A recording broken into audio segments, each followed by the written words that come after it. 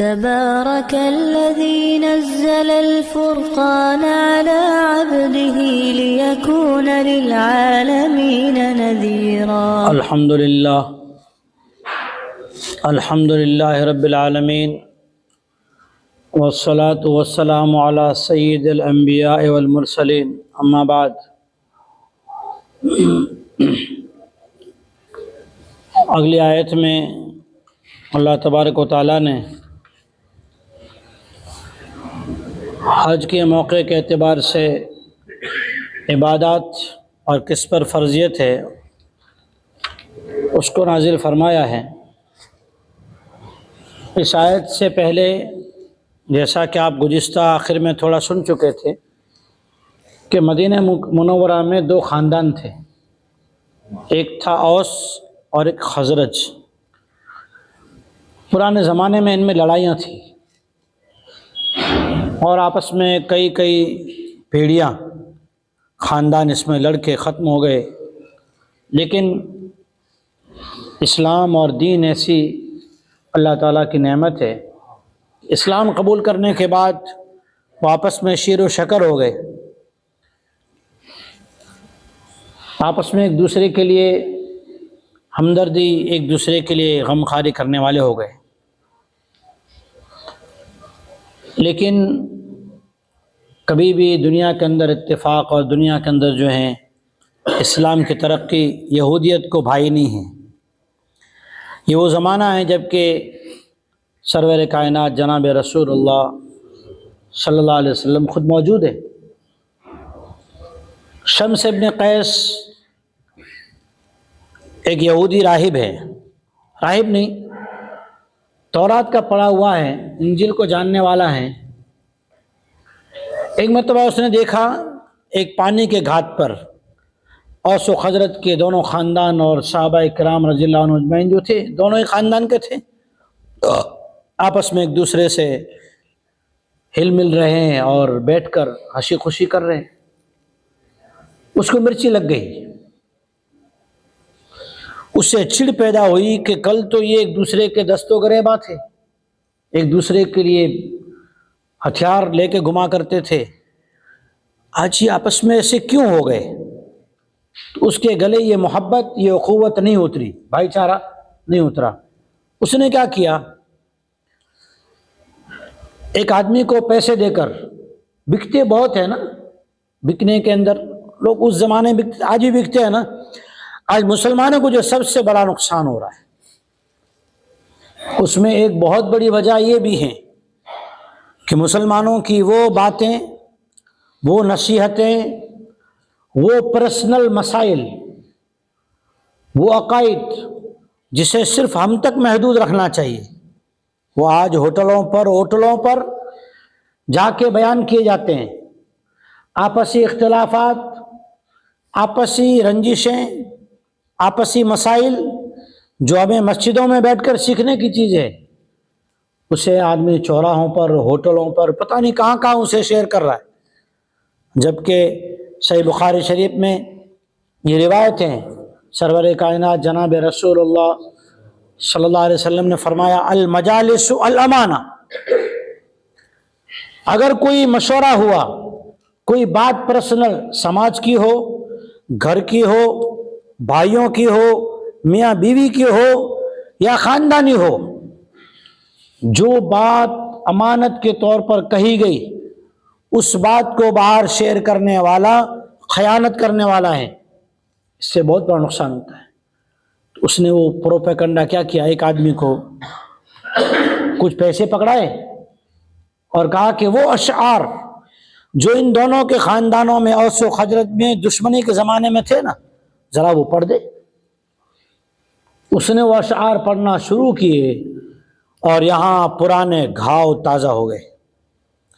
ان کے آپس میں پرانی جو خون خرابے ہوئے تھے نا، وہ انہیں یاد آ گئے. دونوں خاندانوں میں سے بات بڑھنے لگی، قریب تھا، وقت طے ہو چکا کہ پھر ہم جنگ لڑیں گے. وہ اشعار کہنے والا پڑھے جا رہا تھا اور یہ جوش میں آ رہے تھے. دونوں طرف سے آوازیں بلند ہوئی، یہاں تک کہ تاریخ اور جگہ طے ہو گئی کہ ہم پھر سے مقابلہ کریں گے۔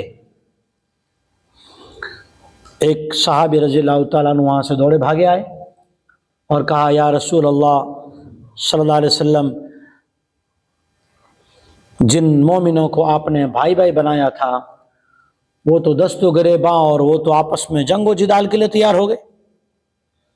نبی کریم صلی اللہ علیہ وسلم نے جیسی خبر سنی آپ فوراً تیزی کے ساتھ آئے، اور آنے کے ساتھ فوراً آپ کے دل پر چوٹ لگی تھی کہ اس امت کو میں نے ایک جیسا بنایا، جسم الگ الگ دل ایک، وہ امت پھر سے ایسی ہو گئی۔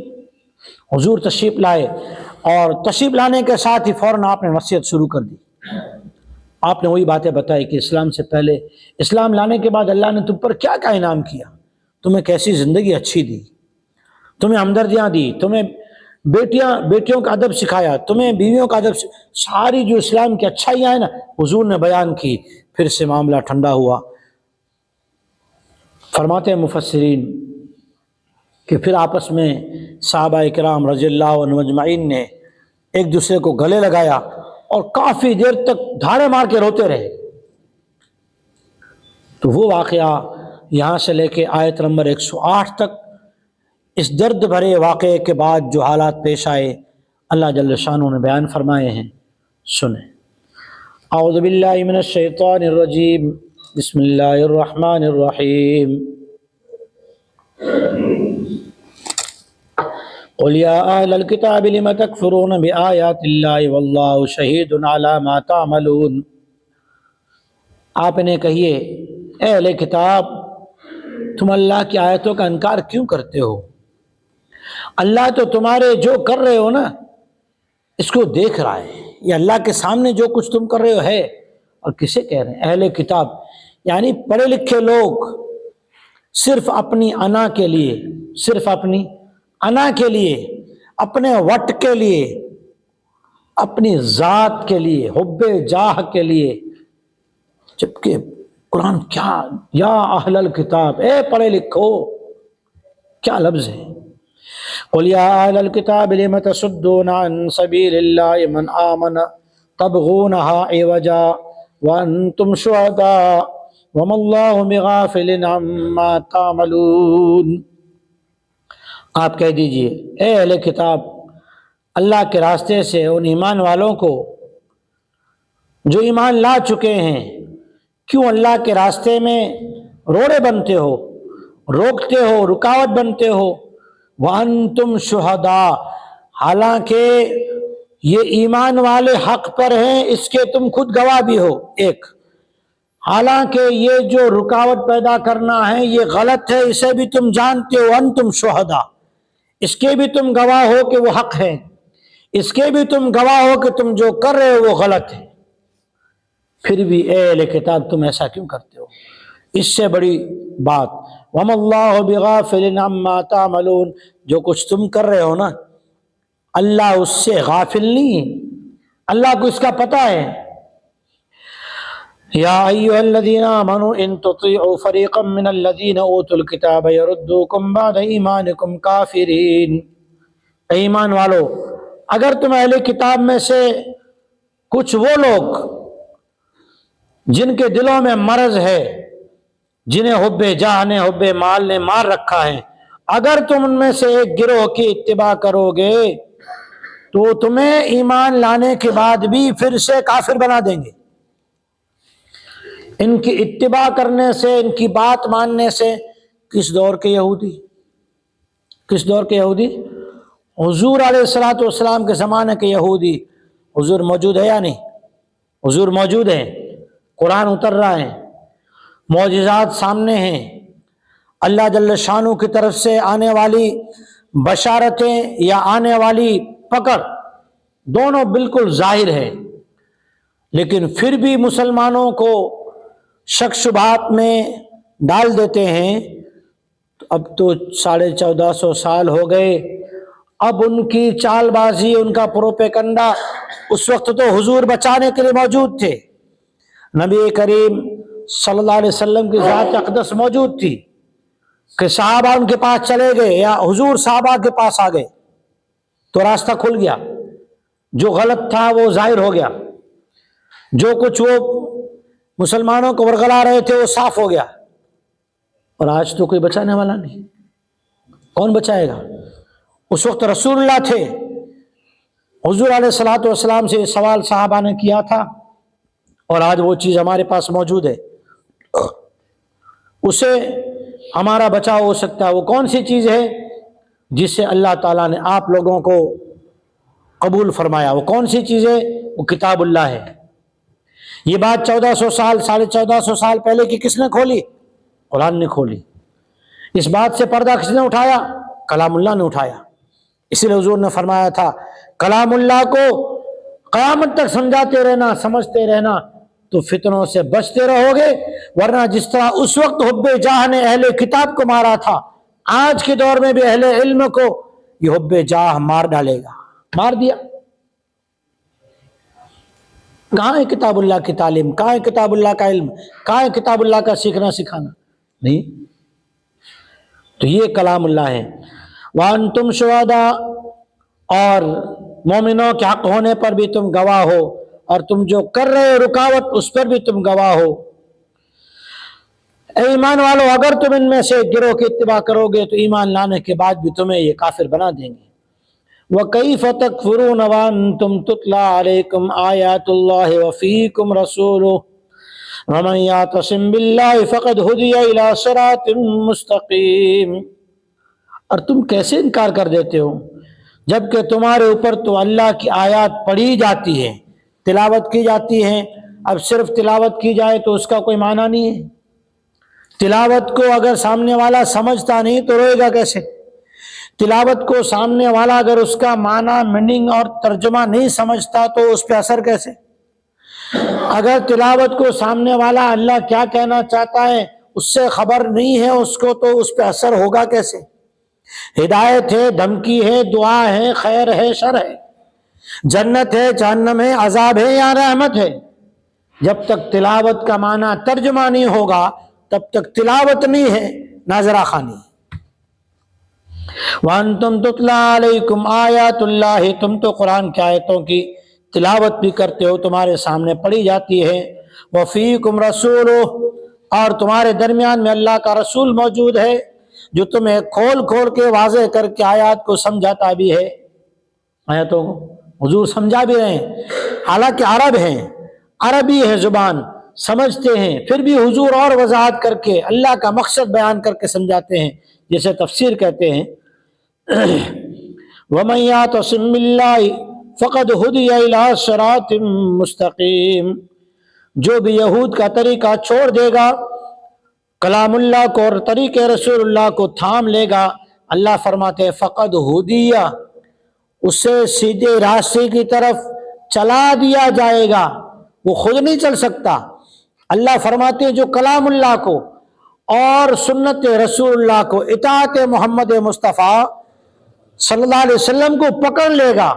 وَمَنْ يَعْتَصِمْ بِاللَّهِ، ایک ہے کلام اللہ، ایک ہے طریق رسول اللہ، آگے آ رہا ہے انشاءاللہ، انہیں تھام لے گا۔ اللہ فرماتے ہدیہ، یہ چل بھی نہیں پائے گا تو اللہ اسے چلا دیں گے، الی صراط مستقیم، سیدھے راستے کی طرف۔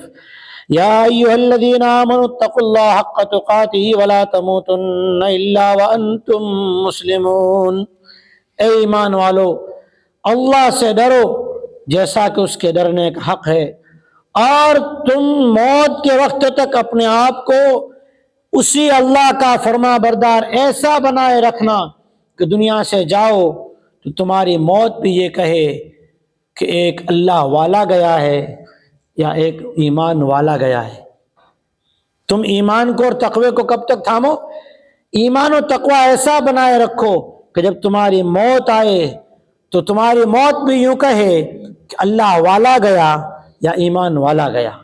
تقوی، اللہ کا خوف۔ خوف کی قسمیں ہوتی ہیں، ایک ہوتا ہے بڑے بھائی کا خوف، ادب بھی ہے اور خوف بھی ہے۔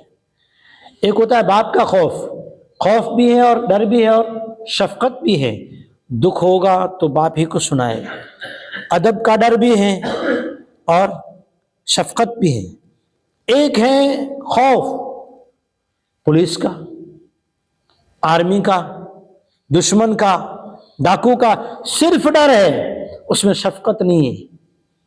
ایک ڈر ہے شوہر کا، ڈر بھی ہے، پیار بھی ہے، محبت بھی ہے. مودۃ و رحمہ، دو صفت کے ساتھ ڈر ہے، محبت بھی ہے اور شفقت رحمت بھی ہے. پھر لیکن چور ڈاکو کا ڈر ہے، اس میں صرف ڈر ہے، شفقت کی امید نہیں ہے. ایک اللہ کا ڈر ہے، ڈر بھی ہے، مغفرت کی امید بھی ہے. اللہ کہتے ہیں وَأَنْتُمْ مُسْلِمُونَ وَلَا تَمُوتُنَّ إِلَّا وَأَنْتُمْ مُسْلِمُونَ. تمہاری موت بھی آئے تو اللہ سے ڈر بھی ہو اور اس کی رحمت کی امید بھی ہو، یا تو اہل اللہ بن کے مرنا یا ایمان والا بن کے مرنا. اہل اللہ اور ایمان والا کیسے بنیں گے؟ انشاءاللہ. دین کی بات پھیلانا صدقہ جاریہ ہے. ثواب کی نیت سے ویڈیو کو شیئر ضرور کیجیے. جزاک اللہ.